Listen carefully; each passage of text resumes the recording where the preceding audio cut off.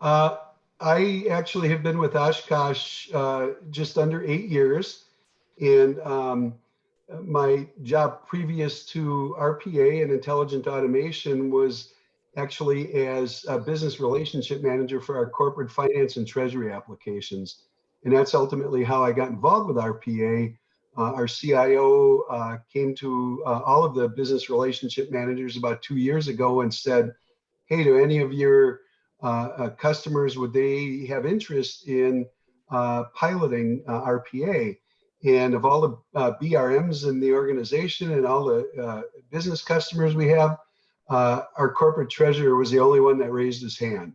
So that's how I ultimately got involved, because I was familiar with what he was trying to do, or what he was trying to automate as a pilot. So kind of a just guilt by association, I guess you could call it.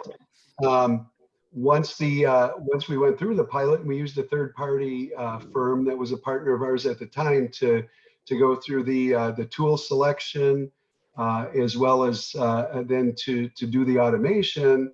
Once that was over with, it became evident to us that there was going to be widespread applicability in the organization of RPA, and that's when I was asked to do, for lack of a better term, sales and marketing, which I was able to do through a series of road shows across our organization, just getting people excited about RPA, and then also trying to spur ideas out of them as well. And that's really been my involvement. So it's been, like I say, about 2 years. That first year was really more pilot, and then the second year has been really harvesting ideas and also working to build a team.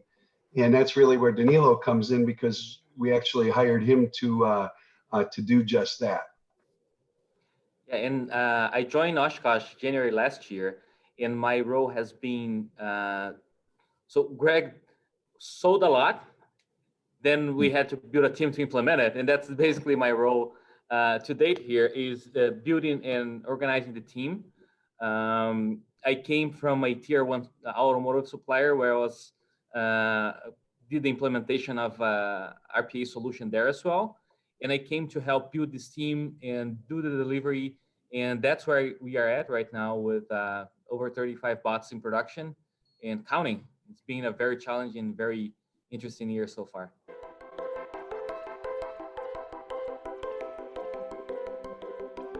It's being extremely spreaded, where we helped solve issues, because the first bot we did, that's our POC, was related to finance and treasury, and then we had it spread it out across all our segments. So we helped with invoicing there, saving a lot of time and effort and making sure everything was done consistently and accurately. Then our largest customer to date is our GPSC group, where we've done several communications with suppliers. So sending and receiving communication from suppliers to prevent shortages, to prevent, in our case, material missing when we needed it. And it was really interesting because the practice got recognized by our president in one of his presentations or town halls, because the impact we brought on helping that notification and that process with suppliers saved about 6,000 or 7,000 hours, and that was critical in a COVID environment, because it was very hard to get material, although we were essential, considered essential because of our fire and emergency and our defense business, but a lot of our suppliers weren't. So our GPSC team was very overwhelmed trying to bring material and trying to find alternate sources. So any automation, anything that took their time off, right, from being that mundane task to actually work on what mattered to the business, was really key for us last year, and has been a pleasure to work with our GPSC teams, because they saw the value in it and they are embracing it really, really well.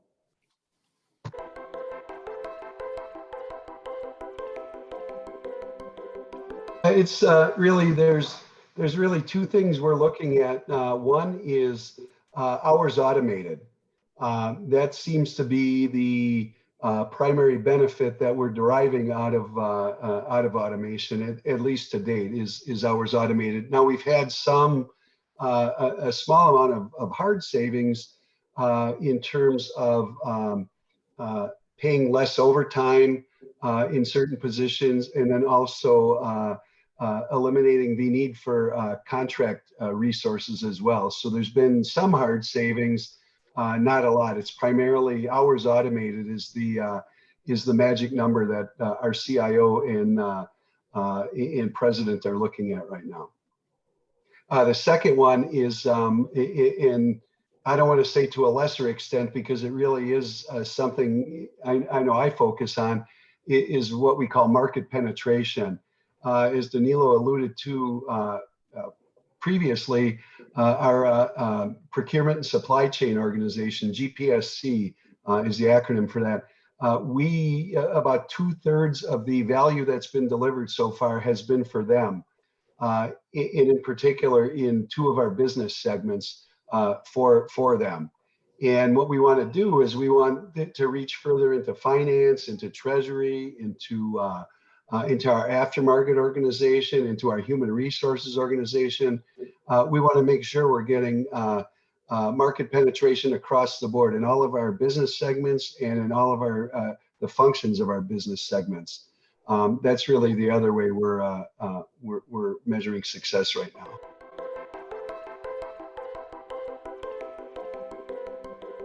How do we capture it is I mean, that's pretty straightforward on a project by project basis. It's it's attributed to a particular business segment and function within that, and that's really when we do our monthly dashboards and such, that actually gets communicated all the way up to our board of directors. That's really what they're seeing is where's the value landing, who is gaining the most from this, and what they see is they see two of our business segments have benefited the most so far out of four, and then also the procurement and supply chain. So again, it's on a project by project, just collecting it and going from there.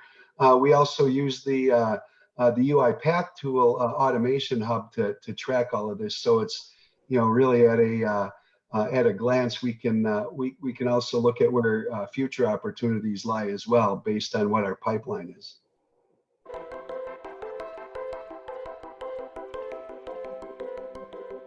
Most of our work is being within the RPA itself, so deploying UiPath, and we evaluate any new tool based on the use cases that are coming through the pipeline, right? So we had some cases where we started evaluating document understanding and so forth. It's just that none of our use cases would pay for that yet. So we continue to evaluate them as, I would say, monthly, because we review all the projects in the pipeline in a monthly basis to start a new project, and then identify what's the best tool to use in that particular scenario. One other POC that's being done is with chatbots within our team, and that is to handle password resets and actually a voice chatbot. So our main focus for our deliverables for this year is within the RPA, but we are looking at new technologies definitely within the chatbot world, mobile applications, and internally for the team, I'm looking at automated testing for the fourth quarter to validate the concept and see how we can implement that within our processes.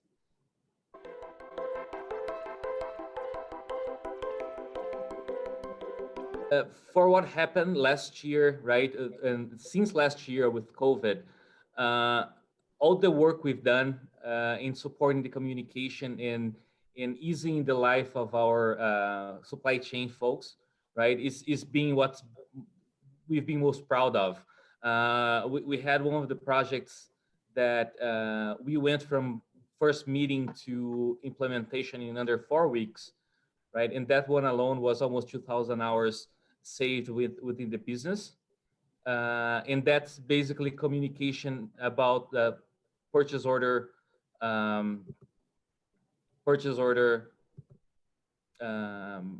updates from suppliers. So notifying suppliers about upcoming purchase orders and make sure that they delivered at the right time.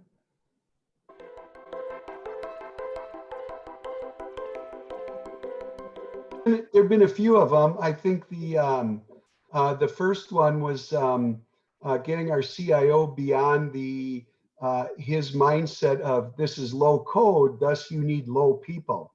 And I'm not sure how he came up with that initially, but he seemed to think that this could be staffed by part-time people. And of course, as we have found, nothing could be further from the truth.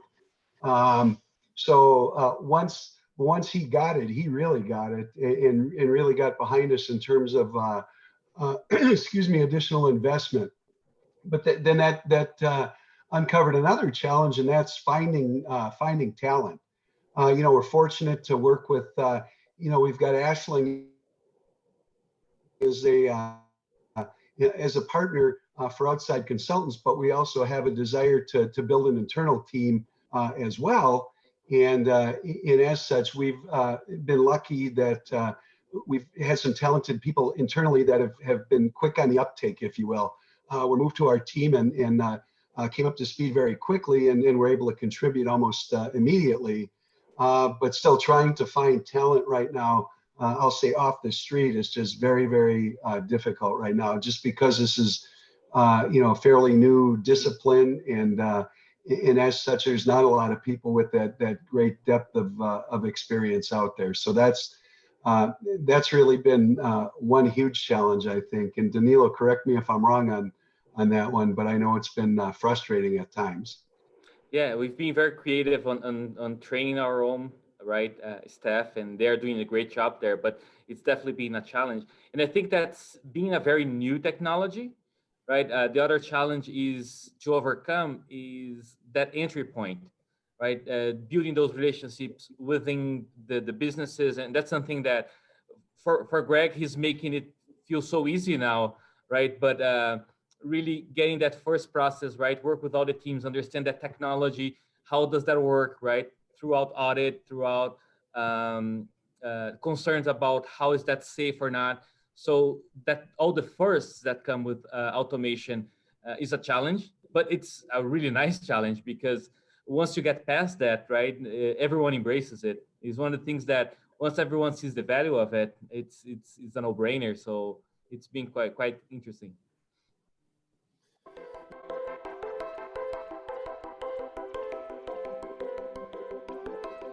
I think a couple of things. I think one is, this year we're going to deliver roughly double of the hours automated that we did last year. And my thought is for next year, the thinking might be along the lines of, well, let's double it again. I certainly wouldn't be comfortable with that from where I'm sitting right now, because opportunities like some of them that we've seen that have returned big value don't grow on trees. And as such, I'm not sure we can uncover that much in terms of value just for the next year. So in addition to that enthusiasm needs to be supplemented with, okay, what else within intelligent automation can and should we be doing? And I think what we're going to start finding is a lot of opportunities to leverage other technologies other than RPA. So that's where I see it going next year is, if we want to continue to grow our automation goal, we're going to also need to grow our tool set in that regard, because RPA at some point in time is going to, the opportunities just for that are going to start waning at some point.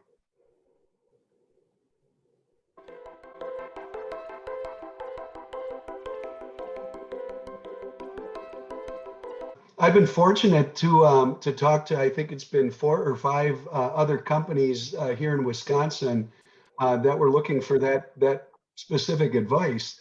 And I think some of one of the things we tell them is when it comes to doing a pilot or starting out, don't be over ambitious. Make sure your initial projects are simple processes, because we made the mistake with our proof of concept in trying to automate a process. It looked harmless enough on the surface, but it was it turned out to be super complex with several different ways to do it as well, and just a nightmare at the end of the day for for an inexperienced group. So I would say start out with something very simple.